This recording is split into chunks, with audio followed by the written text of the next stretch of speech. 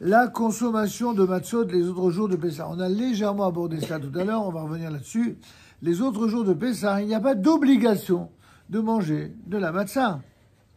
Maintenant, celui qui consomme, le volume d'un kazaït, c'est-à-dire comme une olive de matzah à chaque repas, accomplit ce qu'on appelle une mitzvah facultative. Une mitzvah qui n'est pas obligatoire, mais qui est à la discrétion de celui qui l'accomplit. En d'autres termes, il faut savoir qu'il existe une différence entre la mitzvah que l'on respecte parce que Dieu, la Torah nous le demande ou les Chachamim nous le recommandent, et puis la mitzvah qu'on fait simplement parce qu'on décide de prendre sur soi une mitzvah. Elle n'est pas obligatoire, mais on le fait pour montrer à Dieu qu'on aime les mitzvot. Évidemment, dans les deux cas, il y a une récompense, mais c'est pas la même. Parce que quand on fait une mitzvah qui est obligatoire, la mitzvah, la récompense, à votre avis, elle est plus importante ou moins importante que celui qui n'est pas obligé de la faire et qui l'a fait quand même? C'est plus important. Quand on a l'obligation, il peut y avoir un affront, etc. Alors, vous avez raison, c'est une des réponses. Donc, alors, la réponse que vous avez donnée, elle est juste, c'est que c'est quand on a l'obligation que la valeur de la mitzvah est plus importante que quand on n'a pas l'obligation. Vous dites comme raison, c'est parce qu'elle est ça, le mauvais penchant qui peut s'y opposer. Mais c'est pas que ça, c'est parce que si vous avez une mitzvah, si vous l'accomplissez, vous êtes certes bénéficiaire d'une mitzvah. Mais si vous ne la faites pas, qu'est-ce qui se passe? Vous transgressez. Quand vous avez l'obligation et que vous ne faites pas, vous transgressez. Alors que dans le deuxième cas, vous n'avez pas d'obligation. Si vous le faites, vous avez une mitzvah, mais si vous ne le faites pas, vous transgressez rien. Vous comprenez? C'est ça la logique. Il y a une autre logique qui pourrait exister, qui existe parfois chez certains, en disant, mais non, je suis pas obligé, je le fais quand même. C'est encore plus méritoire. Non. C'est méritoire. Évidemment, celui qui fait une mitzvah qui n'est pas obligé, et c'est magnifique. Mais celui qui fait une mitzvah qui est obligatoire, son mérite est beaucoup plus grand et sa valeur est plus grande, justement parce que s'il ne le faisait pas, il transgresserait. Et donc, alors, ceux qui raisonnent autrement, pourquoi ils raisonnent autrement? Parce qu'ils disent, oh, mais c'est par intérêt. C'est pas si simple.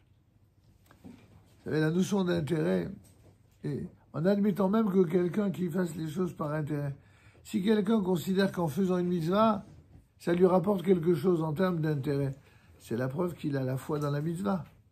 Donc, c'est pas si grave d'être intéressé. Il y a plein de gens qui sont intéressés dans la vie.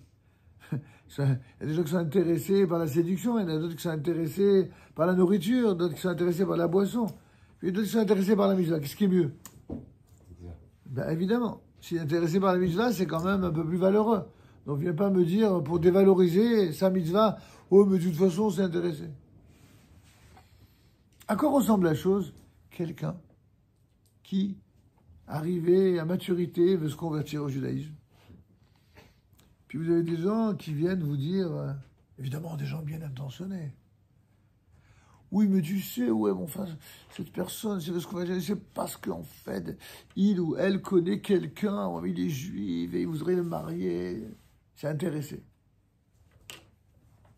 Bon, est-ce que le fait d'être intéressé par les beaux yeux d'un juif ou d'une juive, c'est une faute? D'après la halakha, c'est pas la faute de la personne qui n'est pas juive. S'il y a une faute, c'est le juif qui fait la faute, c'est pas la personne qui n'est pas juive. Oui ou non? Est-ce qu'on peut reprocher à une personne pas juive de tomber amoureux d'un juif ou d'une juive? Surtout que depuis Enrico Macias qui disait « Ah, ce qu'elles sont jolies les filles de mon pays », franchement, on a envie de dire « Bon, on comprend ». Alors, si je aborde la question de façon un peu légère, c'est pas du tout pour ridiculiser la question, au contraire. C'est juste pour la dépassionner. Parce qu'il y a beaucoup de gens qui font tourner au drame cette question. La raison, elle est prise entre le sens du devoir et la compréhension de l'humain. On peut très bien comprendre humainement que quelqu'un soit attiré par une autre personne. Il n'y a pas... N'importe quel rabbin vous dirait la même chose de ce point de vue-là. Pour autant, il existe une règle qui est l'interdiction, effectivement, des mariages mixtes. Mais pourquoi c'est interdit les mariages mixtes? La raison, il y en a beaucoup, bien sûr. La raison fondamentale, c'est parce que la personne non juive te détournerait de ton Dieu. C'est ça la raison. Et pourquoi l'archétype idéal d'une femme qui se convertit au judaïsme, c'est la fameuse Ruth, que vous avez lue certainement dans le livre de Ruth que vous récitez pour Shavuot. C'est parce que Ruth, qu'est-ce qu'elle dit? Elle dit, ton peuple sera mon peuple, ton Dieu sera mon Dieu. Vous avez remarqué, elle commence dans le verset par ton peuple et ensuite ton Dieu. Pourquoi ton peuple sera mon peuple? Parce qu'en fin de compte, on ne peut pas vraiment aimer quelqu'un si on n'est pas capable de se sentir faire partie d'un tout. Ça commence par le peuple, et après, ça continue, bien sûr, avec son Dieu. C'est rarement le contraire. Il y a des gens qui pensent être plus malins que les autres, qui, en fin de compte, voudraient laisser croire, ou espérer croire, que quand quelqu'un décide du jour au lendemain de devenir juif, c'est parce qu'il est tombé amoureux du bon Dieu. Mais c'est pas aussi simple que ça. C'est pas, ça peut arriver, bien sûr, il y a des cas comme ça, des personnes qui sont, ils ont comme ça un éclairage, une lumière, une petite voix, appelez ça comme vous voulez, et tout d'un coup, alléluia. D'accord, ils sont attirés. Les voix du Seigneur sont impénétrables. D'accord, mais c'est pas vraiment comme ça que ça se passe en général. Alors que c'est quoi, de la mise en scène? Non, c'est pas de la mise en scène. Quand quelqu'un veut se convertir au judaïsme, qu'est-ce qu'on lui dit? On lui dit, écoute, tu veux devenir juif, Baruch haba. Mais sache une chose, c'est compliqué. C'est très compliqué. Il y a beaucoup de juifs qui n'y arrivent pas eux-mêmes. Et contrairement à la mode qui avait été instaurée par d'innombrables autres religions sœurs, où on a tout fait pour inciter ceux qui ne faisaient pas partie de leur religion à épouser leur religion, à se convertir à leur religion. Et parfois, à coup d'accusations fallacieuses, voire de bûchers, voire d'autodafé, voire même d'égorgement. Dans l'histoire, il y a eu tout ça, comme vous le savez. Dans le judaïsme, on n'a jamais connu, dans aucun siècle, je dis bien dans aucun siècle, depuis le Mont Sinaï jusqu'à aujourd'hui, on n'a jamais vu une autorité rabbinique qui impose à un non-juif de devenir juif. Et ça, c'est quand même une particularité qui n'est pratiquement propre qu'au judaïsme officiel. Ça n'existe pas. On peut pas... C'est pour ça que quand quelqu'un veut se convertir au judaïsme, on lui dit, mais dis-moi, t'es sûr que tu veux devenir juif? C'est pas facile de devenir juif. Il faut être heureux. Il faut pas se convertir juste parce que, voilà, on est tombé amoureux de l'un ou de l'autre, ou alors parce que on se sent bien, parce qu'il y a un esprit de famille, parce que tout ça, on peut le trouver ailleurs. Hein. Pas que chez les juifs, il ne faut pas exagérer. Alors quoi?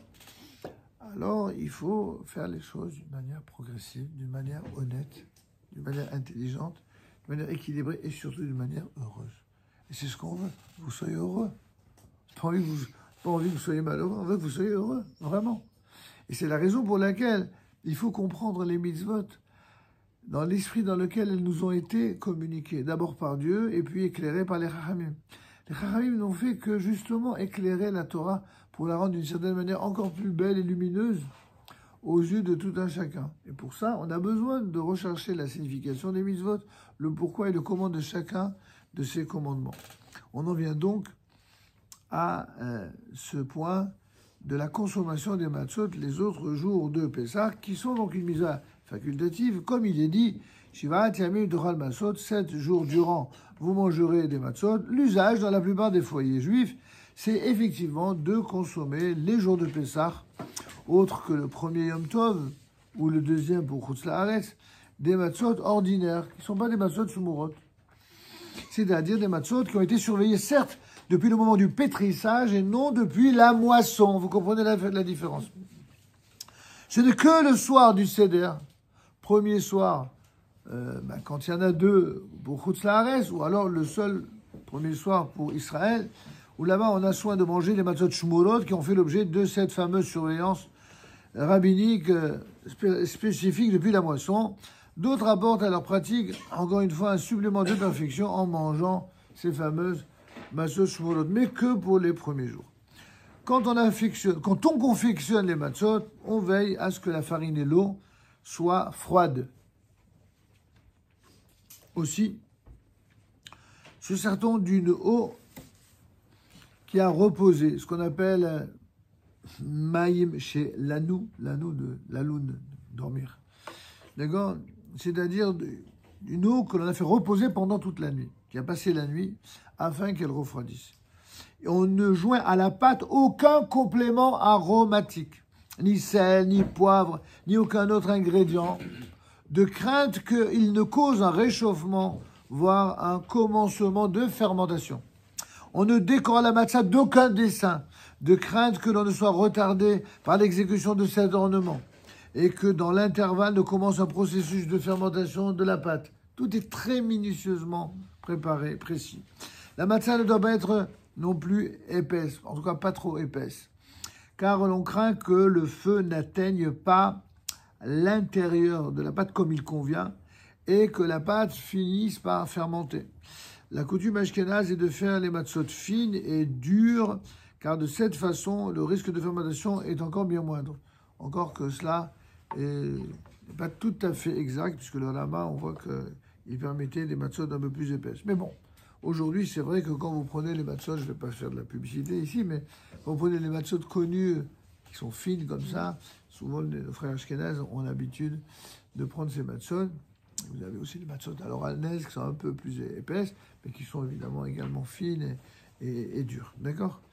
On va passer maintenant aux coutumes de la veille de Pessah.